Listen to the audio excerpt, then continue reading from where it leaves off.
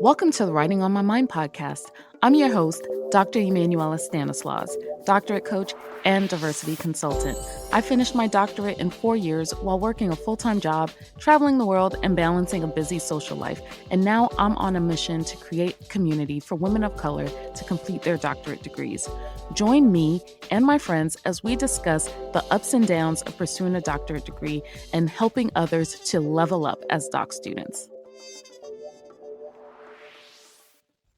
Hello, Dr. Emmanuela Stanislaus here with another episode of the Writing on My Mind podcast. Today is episode 5, and we have another solo episode. And I thought that I would talk about vision boards. It's the end of the year, and this is the time of year where people start to think about their New Year's resolutions and start to think about the kind of year that they want to create. And sometimes they do that through the use of a vision board. And I love vision boards. In fact, I've already met with on 2 different occasions, one with a coworker and another with a friend, to work through my vision board for 2021, and thought that I would do an episode all about this topic to get you inspired. The other thing too is that I don't know if you know, but January 9th is the National Vision Board Day. So this is where people all over the world are making vision boards. So I thought I would talk a little bit about that to get you all prepared for January 9th if you're planning to do your vision board on that day, or maybe if you're doing it some other kind of day, because like I said, I've already started to do it and didn't really think about that national holiday. But for those of you who do not know what a vision board is, they're traditionally done through a visual representation of the things that you hope to manifest in either the next quarter or year or even years. Most of the time, people do it based off of a year timeline. They are usually made with some type of poster board, and they're covered with old magazine clippings to illustrate the things that you want to focus on or want to occur in the upcoming year. People usually tape or glue the items on the board using pictures and or words. I've seen it where it's like exclusively pictures or exclusively words or a combination of both. And people get really creative and artistic with their vision boards. And the final product usually serves as a physical representation of your goals and aspirations for the year. Creating a vision board is so important to doctoral students because as a doc student, it is really hard to see beyond the tree that's right in front of you. All of your focus is on the thing that is producing the most pain for you. It's probably a paper that you have to write, interviews that you have to conduct, analysis that you have to complete, a literature review that you have to write. And the vision board helps you to see beyond that one thing and see the whole forest. It helps you to create a link between what's in front of you right now and what you hope to materialize down the road. Vision boards have become very popular over the years. And, some people do vision board parties. And now, like I said, too, there's a national holiday. For me, I consider myself an OG vision boarder since some of my earliest memories date back to 2005. And after all of these years, I still get surprised by how much gets accomplished based off of what I put on my board at the beginning of the year.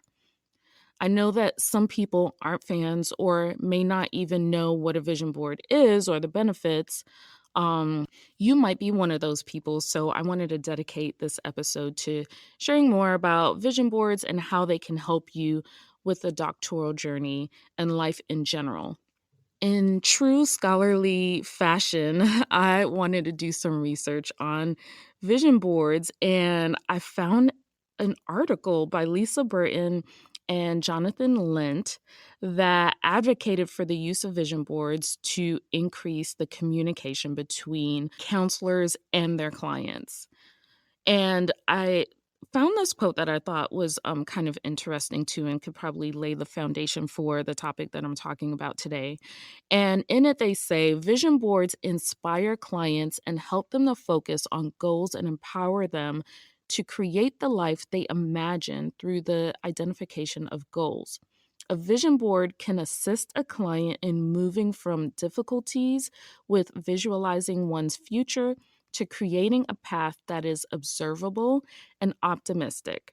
Rather than focusing on an in depth exploration of past problems and concerns, the vision board allows the client to concentrate on the future and to feel positive about what is occurring.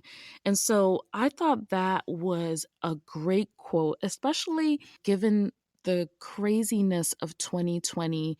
It was filled with a lot of pain, loss, uncertainty, and I thought that this was a great way to think about, the board instead of thinking about the past problems and concerns, using the future or using the boards to really visualize what you want the future to be. And for me, vision boards are a way to manifest the things that I want in my life. It serves as inspiration and a roadmap of sorts. Another quote that I thought was super helpful for this podcast was one that I found from Kelsey Patel, who's an author. And he writes, if we don't have a clear direction of where we're headed and where we want to go, it can be very easy to get caught up in things that aren't actually good for us. Creating a vision board is a powerful way of getting to know yourself and what it is you truly want to manifest and call into your life. So, I thought that that was a great quote and a great support to creating vision boards. And so, how do you go about creating a vision board? First, you need your supplies, of course. You want to figure out what's going to serve as the background of your board. In the past, I've used file folders, I've used construction paper, large poster boards that you can get from the dollar store. Um, in addition to that, you're going to need some scissors, glues, and lots of old magazines. I also like to pour myself a glass of wine to make it that much more fun. So that's part of the supplies that you need for your vision board making. Second, you're going to want to figure out what matters to you. Personally, I love reflecting. I love reflecting at the end of the month to see how my month went. I love reflecting on my birthday to see, what was the last year like and what do I want the next year to be. And of course, now too, I love reflecting at the end of the year. I don't know if it has anything to do with my Myers Briggs, I'm an ISTJ in case you're wondering, or my astrological sign, and I'm an Aries. But I take every opportunity to reflect. By reflecting, I am able to see what has shifted for me and what I want to prioritize in the new month or year. And so that's what I like to do. You also want to know, like, are there certain themes that you want to concentrate on? So, like, are you thinking about career moves? Is it health wise that you're wanting to concentrate in the next year or so? So, those are some things to think about. Then, while you're doing this, you want to cut out whatever jumps out to you from the magazines. Because one of the worst things that I hate doing is seeing something and then I'm like, oh, I don't want that anymore. And then later on, while I'm, putting things together, I'm like, where was that? Where, that I found that quote or that picture that could have totally represented what I'm going for. So while you're going through your magazines, you want to pay attention to if you have an emotional reaction to an image or a word. Those are going to be things that you want to cut out and put to the side because it probably means something or it's tied to something that you may want to concentrate on in the new year. And pretty much like anything goes. So do whatever works best for you. So I have a couple of tips here, maybe like 4 tips on how to make your vision boards successful. Number one, you want to think about all facets of your life. So think about personal, your family, your career, health, all of those things. You'll want to set some time out beforehand to brainstorm about the things that you'd like to manifest in the different parts of your life. I can't stress the reflection piece like any more than I already am, especially for all of my introverts out there. Trust me, I remember being a part of a vision board making activity with my staff back in 2013 or 14. I think it was 14. And I left with nothing on my board. I didn't take the time to think about the past year, which was particularly challenging for me. And I ended up feeling overwhelmed by an activity that I typically love. So be sure and do yourself a favor and take it from me and go into your vision board session prepared by doing the reflection that you need to have on the past year and then thinking through the things that you want to prioritize in the next year. The second piece of advice, share your final product with someone. The act of talking through what each image or text represents is powerful. It really makes it more real. And then you get to have a person that can serve as an accountability partner for you. It's also important to note that this isn't a time for others to critique anything that you have on your board. One affirmation that I tell myself is don't let others' views limit what I see for myself. For a variety of reasons, people may say things because the future that you see for yourself scares them. And just know that that fear isn't for you to carry. You keep dreaming up the big dreams that you have for yourself and take steps to make it happen. And if you do get, anyone placing limiting views on what you're setting out for yourself, just deflect that and do not internalize that. The third piece of advice that I have is that there's actual work involved. You can't just put your board out there and expect things to magically happen. You want to make actionable goals that relate to the larger goal that you have. And for me, I recommend the use of SMART goals. And SMART is kind of an acronym for specific, measurable, attainable, relevant, and time based. For example, if I have a goal of defending my dissertation proposal by May 15th, I may say that I want to read 30 articles by the end of January. And I want to do that by specifically reading an article every day for the next month and, leave it at that. So if you're looking at the SMART goals, the specific piece is that I am choosing to read an article every day for the next month. And the goal is also measurable because at the end of the day, I can look back and say if I read an article or not. Now, I'll probably ask myself, is this goal attainable? And that will require me to look at the day and see how can I make this goal happen. Maybe I might commit to dedicating my lunch hour to reading an article. And to fulfill that, maybe I'll dedicate my lunch hour to reading the article that I want to read for that day. Then I might ask, is this goal relevant to my goal of defending my dissertation? So then I'll say yes, because I'll create an annotated bibliography for each article, which I can use to build out the literature review section of my proposal. And lastly, I'll want to see if this is time based. And the answer to that is yes, because I stated that I have a time frame to when I want to accomplish that goal. So you want to use this same strategy when you're thinking and evaluating your goals.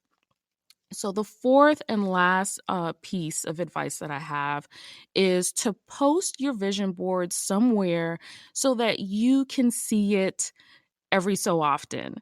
You want to be reminded by the goals that you set out to accomplish. And so posting it will be that visual reminder. You want to make sure that you revisit the board often and not be afraid to pivot should things change or shift for you. Some of the things that you set out to do may not end up being done because maybe they weren't under your control. So you want to give yourself room for that.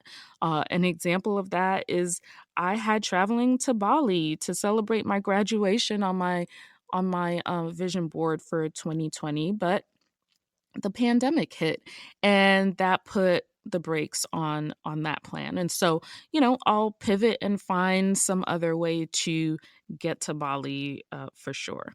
So those are all of my advice and encouragement to create a vision board if you've never done one. And I think, too, after the year that we've had, like I said before, this is the perfect time to create one. By the way, I wanted to share that I created something special just for you all. I created a digital vision board template for you if you want to forego the paper and magazines. And this template goes through all of the steps that I just talked about, which included reflecting, creating the actual vision board, and listing action steps to accomplish the larger goal. The template is using Canva, which provides you with access to all of their stock photos, which is great since you can sometimes be limited with the images that are in your magazine, collection.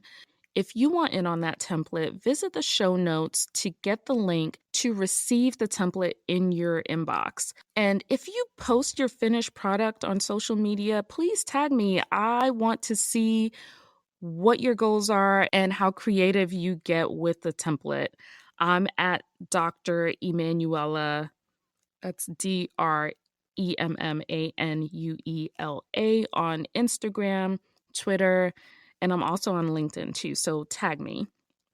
One of my favorite quotes is from The Alchemist, which is written by Paulo Coelho. And in it, he writes, "When you want something, all the universe conspires in helping you to achieve it." And I think that's what happens when you're going through the process of creating a vision board and writing down your goals. You're writing it down and saying that this is what I want, and then everything in the universe gets together to make it happen. And it just dawned on me that I should share some of the things that are on my vision board. So, one thing that I have on the vision board is community. And that's tied to my hope of launching the Writing on My Mind community in February. And so I'm putting it out there. So hold me accountable to that.